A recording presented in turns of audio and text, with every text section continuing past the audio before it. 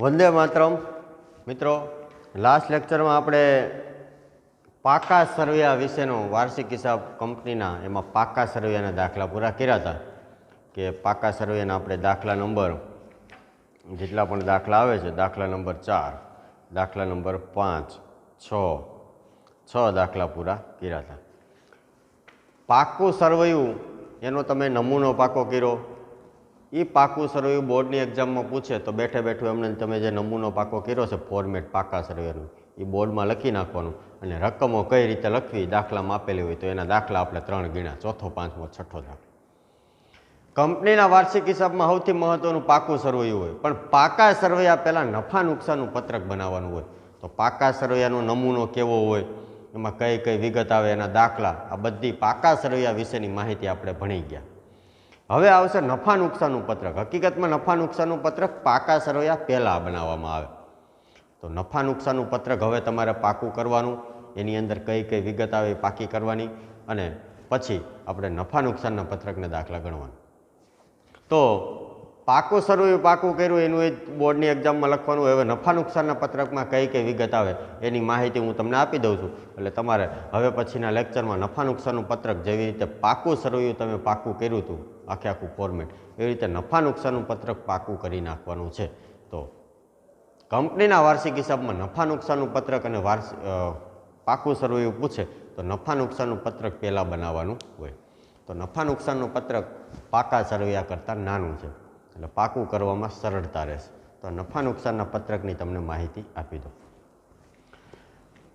ભાગીદારી પેઢી અને વૈયક્તિક માલિકીના વાર્ષિક હિસાબ હોય તેમાં તમે વૈયક્તિક માલિકીના વાર્ષિક હિસાબ હોય તો 3 ખાતા બનાવતા: વેપાર, નફા નુકસાન અને પાકું સરવૈયું. ભાગીદારી પેઢીના વાર્ષિક હિસાબ હોય તો 5 ખાતા બનાવતા: વેપાર, નફા નુકસાન, ફાળવણી ખાતું, મૂડી ખાતું અને પાકું સરવૈયું. પણ કંપનીના વાર્ષિક હિસાબમાં 2 જ પત્રક હોય, નફા નુકસાનનું પત્રક અને બીજું પાકું સરવૈયું. તો આપણે જેને વેપાર અને નફા નુકસાન ખાતું કહેતા, એ વેપાર અને નફા નુકસાન ખાતું અહીંયા 2 ભેગું કરી દેવામાં આવે અને એ 2 ભેગું કરીને એક જ પત્રક રાખવામાં આવે, એને કહેવાય નફા નુકસાનનું પત્રક. તેમાં વિગતો કઈ કઈ હોય એની માટે પેજ નંબર 131 તમારી સામે ટેક્સ્ટ બુકનું ખુલ્લું રાખજો. જેવી રીતે આપણે પાકા સરવૈયાનો નમૂનો મેં તમને સમજાવ્યો હતો કે પાકા સરવૈયાની 2 શીર્ષક હોય: ઇક્વિટી જવાબદારી અને મિલકતો. ઇક્વિટી જવાબદારીના મુખ્ય શીર્ષક 3, મિલકતોના મુખ્ય શીર્ષક 2, બિનચાલુ અને ચાલુ. પછી એના પેટા શીર્ષક. આ તમે બધું પાકું કર્યું, એમાં કઈ કઈ વિગત આવે એ તમે સમજ્યા અને આપણા દાખલા પણ ગણ્યા. હવે આજે આપણે નફા નુકસાનનું પત્રકમાં કઈ કઈ વિગત આવે એ તમને સમજાવી દઉં, એટલે નેક્સ્ટ પીરિયડમાં તમારે આ નફા નુકસાનનું પત્રક પાકું કરીને આવવાનું છે, બરાબર? એટલે આ પાકું કરેલું હોય તો સીધું પરીક્ષામાં લખવાનું થાય તમારે.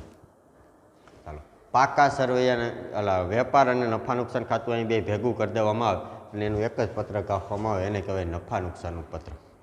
આમાં મુખ્ય 2 હોય: આ આવકો અને એક આ ખર્ચાઓ અહીંયા સુધી. અને પછી આવકમાંથી ખર્ચા માઇનસ કરવાના, પછી જે નફો આવે એને કહેવાય આવકવેરા પહેલાંનો નફો. પછી જો દાખલામાં ટેક્સ આપ્યો હોય તો એ ટેક્સ આમાંથી માઇનસ કરવાનો અને માઇનસ કર્યા પછી આવકવેરા બાદનો નફો. આ તો બધું દાખલામાં જો ટેક્સ આપ્યો હોય તો બધું આવે. બાકી આ તમારે પાકું કરવાનું છે. તો નફા નુકસાનના પત્રકમાં મુખ્ય 2 વસ્તુ હોય: આવકો અને ખર્ચાઓ. તો આવકોમાં 2 જ આવક: કામગીરીની ઉપજ. કામગીરીની ઉપજ એટલે માલ વેચતા જે રૂપિયા મળે ને અહીં લખવાના. અને અન્ય ઉપજ. અન્ય ઉપજ એટલે મળેલ ડિવિડન્ડ, મળેલ કમિશન, મળેલ વ્યાજ. જો આનું તમારે વિસ્તારપૂર્વક કેવી રીતે મેં તમને પાકું સરવૈયું પાકું કરાવ્યું હતું અને પછી એની અંદર લાંબા ગાળાના દેવા તો એમાં કયા વસ્તુ આવે, ટૂંકા ગાળાના દેવા તો એમાં કઈ વસ્તુ આવે, ચાલુ મિલકતોમાં કઈ વસ્તુ આવે, એની માટે આપણે ઓલું ડિટેલમાં વાંચ્યું હતું ને. તો એવી રીતે જો પેજ નંબર 132 ઉપર આપેલું છે કે કામગીરી ઉપજમાં કઈ વસ્તુ આવે. તો વેચાણ માઇનસ વેચાણ પરત માઇનસ કરીને જે રકમ વધે એને કહેવાય કામગીરીની ઉપજ. એટલે એ તો ખાલી વાંચવાનું થશે, મેઇન આ પાકું કરવાનું છે તમારે. ચાલો, અન્ય ઉપજ એટલે નફા નુકસાન ખાતાની જમા બાજુ. તમે આપણે ભાગીદારી પેઢીના વાર્ષિક હિસાબો ભણ્યા, એમાં નફા નુકસાન ખાતાની જમા બાજુ જેટલી આવકો લખતા ને બધી આમાં આવે: મળેલ વ્યાજ, મળેલ કમિશન, મળેલ ડિવિડન્ડ, મળેલ વટાવ, બરાબર? આ બધી અન્ય ઉપજ કહેવાય, બધું અન્ય. તો આવકના મુખ્ય બે જ ખાના છે, કામગીરીની ઉપજ એટલે કે વેચાણ માઇનસ વેચાણ પરત. પેજ નંબર 132 ઉપર આપેલું છે, વાંચતા જઈજો વાંચવું હોય તો કામગીરીની ઉપજમાં કઈ કઈ વિગત આવે યા પાકું કર્યા પછી એ તમારે વાંચવાનું થશે, જે પેજ નંબર 132 ઉપર આપ્યું. તો કામગીરીની ઉપજ એટલે વેચાણ માઇનસ વેચાણ પરત. અન્ય ઉપજ એટલે મળેલ વ્યાજ, નફા નુકસાન ખાતાની જમા બાજુ લખતા એ બધું. આ બેનો સરવાળો કરો એટલે એને કહેવાય કુલ ઉપજ. ઉપજ એટલે કે આવક. ઉપજ એટલે શું? તો આવક. તો આવકનો ટોટલ સરવાળો. હવે આ ખર્ચાઓનો સરવાળો કરો તો ખર્ચાઓના 6 હેડિંગ છે, 1 2 3 4 5 6 7, ટોટલ 7 હેડિંગ છે. સોરી, ખરીદી, આ બધું ક્રમમાં પાકું કરી લેવાનું. ખર્ચાઓમાં કઈ કઈ વિગત આવે તો ખરીદી, સ્ટોકમાં ફેરફાર, પ્રત્યક્ષ ખર્ચા, કર્મચારીના લાભના ખર્ચા, નાણાકીય પડતર, ઘસારો અને અન્ય ખર્ચા. ચાલો ખરીદી. તો ખરીદીમાં જો આ ખર્ચા શું કામ કહેવાય? માલ ખરીદો એટલે રૂપિયા ચૂકવવા પડે ને, ખરીદી. તો વેપાર ખાતાની વસ્તુ ભેગી આવે, નફા નુકસાનની આવે, એનું એક જ પત્રક કહેવાય નફા નુકસાનનું પત્રક. ખરીદી, તો એમાંથી ખરીદીમાંથી ખરીદ પરત માઇનસ કર્યા પછી જો આપ્યું હોય તો ખરીદ પરત માઇનસ કર્યા પછી અહીં રકમ લખવાની. તો જો પાછળ 132ના પેજ ઉપર આપેલું જ છે કોઠો. ખરીદીમાં કઈ કઈ વસ્તુ આવે તો કુલ ખરીદી માઇનસ ખરીદ પરત. સ્ટોકમાં ફેરફાર, તો સ્ટોકમાં ફેરફાર એટલે શરૂઆતનો સ્ટોક માઇનસ આખો સ્ટોક માઇનસ કર્યા પછી જે રકમ વધે અહીં લખવાની. પેજ નંબર 132 ઉપર જોતા જજો. પ્રત્યક્ષ ખર્ચા, પ્રત્યક્ષ ખર્ચામાં ક્યાં ક્યાં ખર્ચા આવે તો મજૂરી, આવક માલ, ગાડા ભાડું, નૂર એવું કીધું છે. પણ ટૂંકમાં વેપાર ખાતાની ઉધાર બાજુ તમે જે ખરીદીના ખર્ચા લખતા એ બધાય ખર્ચાને પ્રત્યક્ષ ખર્ચા કહેવામાં આવે. વેપાર ખાતાની ખરીદીને લગતા જે ખર્ચા છે ને એ બધા પ્રત્યક્ષ ખર્ચા કહેવાય. કારણ કે માલ ખરીદતા તમારે ડાયરેક્ટ ખર્ચા ચૂકવવા પડે, એને કહેવાય પ્રત્યક્ષ ખર્ચા. તો એ જો મજૂરી, આવક માલ, ગાડા ભાડું, નૂર, એટલે ટૂંકમાં આમાં ખરીદીના ખર્ચા બધા પ્રત્યક્ષ ખર્ચા કહેવાય. પછી કર્મચારીના લાભના ખર્ચા, તો એમાં જો કર્મચારીના લાભના ખર્ચામાં ક્યાં ક્યાં ખર્ચા આવે તો પગાર, બોનસ, કમિશન, પ્રોવિડન્ટ ફંડમાં ફાળો. ટૂંકમાં કર્મચારીને તમારે જે રૂપિયા ચૂકવવા પડે ને, પગાર ચૂકવવો પડે, સેલ્સમેનનું કમિશન ચૂકવવું પડે, સેલ્સમેનનું બોનસ ચૂકવવું પડે, પ્રોવિડન્ટ ફંડમાં ફાળો ચૂકવવો પડે. તો આ બધાય ખર્ચા કર્મચારી માટે જે ખર્ચા એને જે આપો છો ને એને કહેવાય કર્મચારીના લાભના ખર્ચા. એ આ હેડિંગ લખે હેઠળ લખવાનું. નાણાકીય પડતર હેઠળ કઈ કઈ વિગતો લખવાની આ હેડિંગ હેઠળ? તો નાણાકીય પડતર એટલે તમે બજારમાંથી કોઈ પણ જુદા જુદા સ્ત્રોત દ્વારા રૂપિયા ઉછીના લીધા છે અને આ રૂપિયા ઉછીના લીધા હોય તેની માટે તમારે વ્યાજ ચૂકવવું પડતું હોય, તો રૂપિયા મેળવા એના બદલામાં તમારે જે વ્યાજ ચૂકવવું પડે એને કહેવાય નાણાકીય ખર્ચ, નાણાકીય પડતર.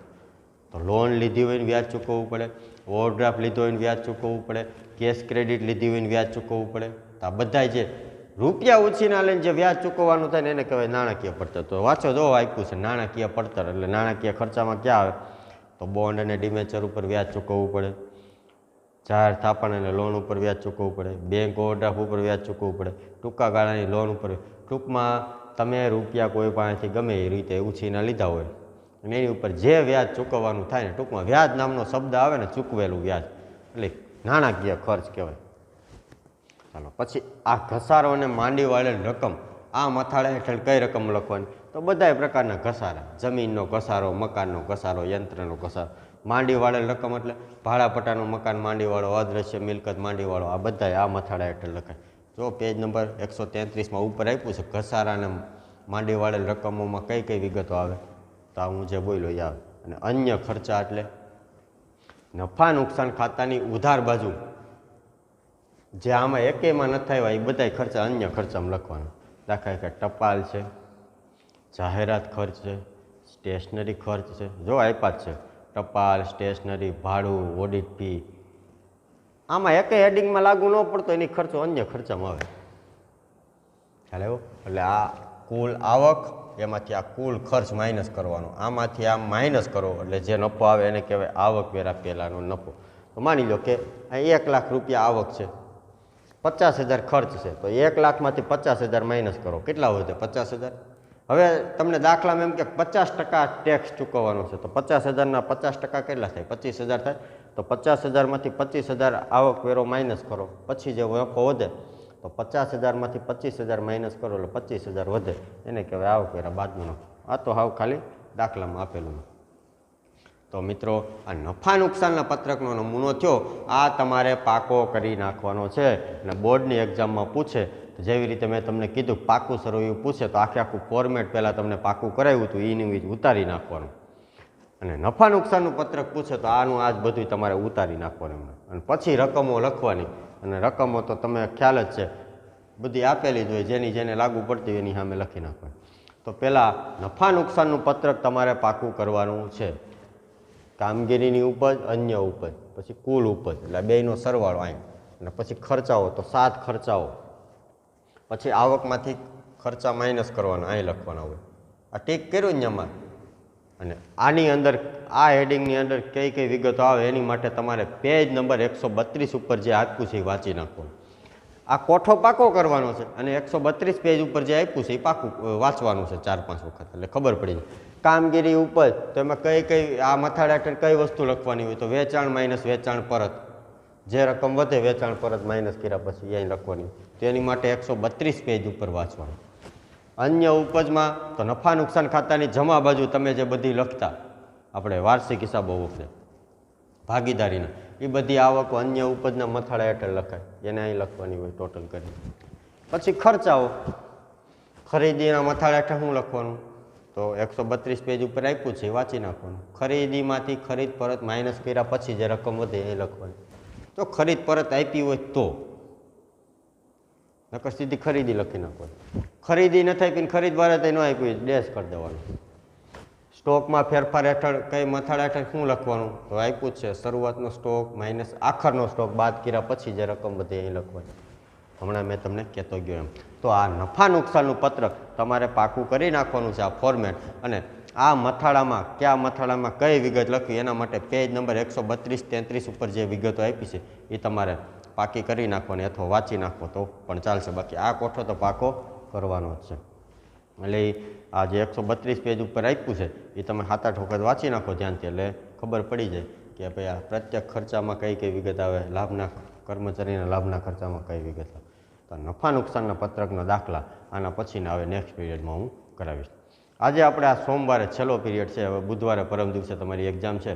તો એક્ઝામની પેપરનું ટાઈમ ટેબલ તમને મળી ગયું છે, પેપર સ્ટાઇલ પણ તમને મળી ગઈ છે બરાબર. અને ચેપ્ટરો પણ તમને મળી ગયા છે. પહેલો ભાગ આખો 7 ચેપ્ટર અને બીજા ભાગમાંથી માત્ર પહેલું અને બીજું ચેપ્ટર રાખ્યું. આ ત્રીજું અધૂરું છે એટલે આ ચેપ્ટર રાખ્યું નથી બરાબર. એટલે આપણે જે વિભાગ એમાં 10 વિકલ્પ હોય છે, બીમાં 1 વાક્યમાં જવાબ આપવો હોય છે, વિભાગ સીમાં 3 માર્કના દાખલા તમે જાણો છો. 3 માર્કના દાખલા શેમાંથી હોય? પહેલું ચેપ્ટર ભાગીદારી વિષય પ્રવેશમાંથી છે, પછી પુનર્ગઠનમાંથી છે, પછી ભાગીદારી પેઢીનું વિસર્જન અને ડિબેન્ચરમાંથી છે. વિભાગ ડીમાં 4 માર્કના દાખલા હોય ને તો 4 માર્કના 4 દાખલા હોય. એમાંથી 4 માર્કના 4 દાખલાવાળું એક જ ચેપ્ટર આવેલું છે 4માંથી. કયું? માત્ર પાઘડી. બાકી 4 માર્કના જે 3 દાખલા છે એ ભાગ 2નું 4થું, 5મું, 6ઠ્ઠા ચેપ્ટરમાંથી પૂછે. તો એ ચેપ્ટર તો 3ય બાકી છે. તો 4 દાખલા છે ને 4 માર્કના જે વિભાગ ડીમાં આવી છે ને એ બધાય પાઘડીના આવી છે. કારણ કે 4 માર્કના 4 દાખલા પૂછે એના 4 ચેપ્ટરો છે. પાઘડી, ભાગ 2નું 4થું નાણાકીય પત્રકોનું વિશ્લેષણ, ભાગ 2નું 5મું હિસાબી ગુણોત્તર અને ભાગ 2નું 6ઠ્ઠું રોકડ પ્રપત્રક. તો આ 3ય ચેપ્ટરો તો બાકી છે. ભાગ 2નું 5, 4થું, 5મું, 6ઠ્ઠું. તો એમાંથી તો એ દાખલા પૂછી ન શકાય. એટલે 4 દાખલા છે 4 માર્કના એ બધા પાઘડીના આવે છે. 4 રીતનું એક. અને વિભાગ ઈમાં તો આખા 8 માર્કના 3 દાખલા હોય ને 3ય ચેપ્ટરો ચાલી ગયા છે. પ્રવેશ, નિવૃત્તિ અને શેરમૂડી.